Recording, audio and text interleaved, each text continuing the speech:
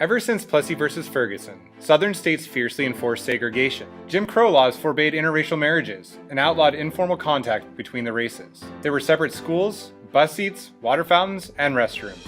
Black facilities were always inferior to white facilities, and they were labeled with humiliating signs. Some forms of informal segregation existed in northern cities as well. Blacks could find housing in all-black neighborhoods only and faced hatred on the job front. Even pro sports were segregated until 1948 when Jackie Robinson broke the color barrier with the Brooklyn Dodgers. Aggressive direct action was needed to wipe away segregation forever. The NAACP had fought against segregation since 1909, but now they looked to take legal action against the Jim Crow South. Their legal strategy was to sue over the inequality in the educational system, which leads to the court case Brown versus Board of Education in 1954. In 1951, 8-year-old Linda Brown is denied admission to her local school. The all-white school that she wanted to attend was only 4 blocks away from her home, but she is forced to walk 20 blocks a day to go to her black school. Led by attorney Thurgood Marshall, the NAACP sues the school board. They claim that Brown's citizenship rights, given to her by the 14th Amendment, were violated by denying her equal access to education simply because she was African American. The Supreme Court decides, unanimously,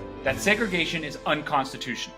They ruled that the separate but equal clause established in Plessy v. Ferguson is illegal and violates the 14th Amendment rights of citizens. The Brown case forces schools everywhere to desegregate by law, but the ruling doesn't lead to immediate integration in the South. Southern states resist the new law and keep the races separate. As white Southerners fight the ruling, the stage is set for conflict, and this leads to the crisis in Little Rock.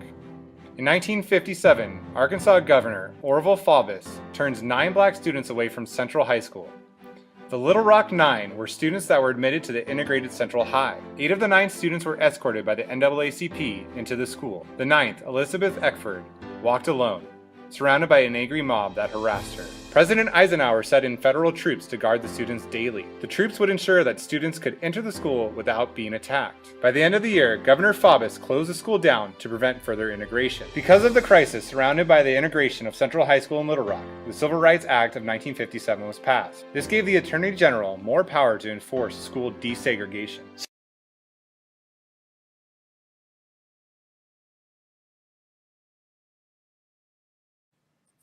Some different Supreme Court cases that are going to come out during this time, and most of these are going to cite the 14th Amendment, which gives equal protection under the law. So the first one we're going to look at is Mendez versus Winchester. The first one we're going to look at is Mendez versus Westminster, and this is from California, and it's going to have to do with segregation of Mexican American children in schools. And so this one said that segregation was illegal without a special state law requiring it. So it's not quite there with desegregation, but it's at least saying you can't do it without a law requiring it. Our next one is in Texas, Delgado versus Bastrop. And this one is going to it's going to be based on that Mendez versus Westminster case. And this is in Texas, and they decide that segregation of Mexican American children was illegal. So they sued Bastrop ISD, claiming that the Mexican American children were being segregated from other children of the same race without a law.